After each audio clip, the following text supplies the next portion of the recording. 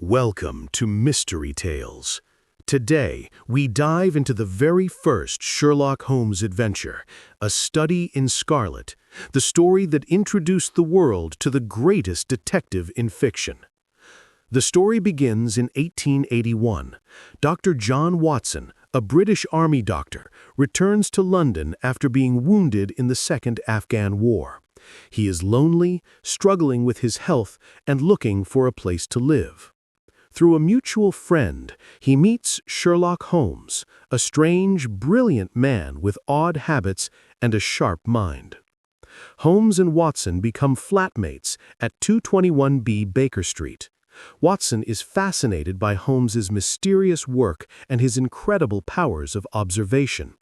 He soon learns that Holmes is a consulting detective, someone the police turn to when they are baffled. One morning, Holmes receives a message from Scotland Yard. A man has been found dead in an abandoned house in Brixton Road. Holmes invites Watson to join him at the crime scene. At the scene, the dead man, Enoch Drebber, lies on the floor with no visible wounds. On the wall, written in blood, is the word RACHE, the German word for revenge. There is no sign of struggle, but a woman's wedding ring is found at the scene. Inspector Lestrade and Inspector Gregson, two rival detectives from Scotland Yard, are confused. Holmes, however, quickly notices small clues: footprints, cigar ash, and the smell of poison. Holmes demonstrates his genius by deducing the murderer's height, age, and even the type of cab he used to escape.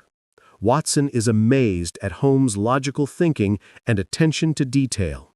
Holmes places an ad in the newspaper about the lost wedding ring, hoping to lure the killer or an accomplice.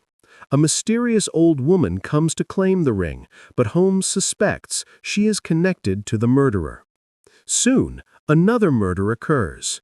Joseph Stangerson, Drebber's secretary, is found dead in a hotel room, stabbed in the heart. Again, the word RACHE is written in blood. Holmes realizes both victims are connected and that the killer is seeking revenge for something in the past. Holmes sets a clever trap using a fake telegram and a street boy named Wiggins from the Baker Street irregulars. He finally catches the murderer, Jefferson Hope, a cab driver. Hope confesses everything, and the story shifts to his past. The novel now takes us to the deserts of Utah, America, many years earlier.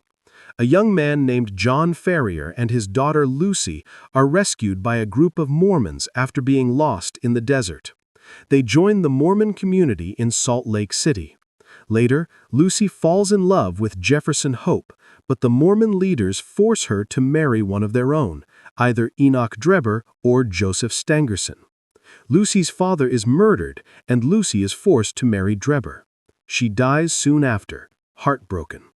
Jefferson Hope, devastated and furious, vows revenge on Drebber and Stangerson. He follows them to England, patiently waiting for his chance. Hope explains how he killed Drebber with a poison pill and stabbed Stangerson in self-defense. He left the word RACHE as a clue, knowing the police would be confused. Before he can be tried, Jefferson Hope dies of a heart condition in prison. Holmes explains his methods to Watson, who is so impressed that he decides to write about Holmes's adventures. A Study in Scarlet is not just a murder mystery, it's the birth of a legend. Sherlock Holmes's unique style, his friendship with Dr. Watson, and his scientific approach to solving crimes changed detective fiction forever. If you enjoyed this story, like, share, and subscribe for more mysteries and classic tales. And tell us in the comments, what's your favorite Sherlock Holmes moment?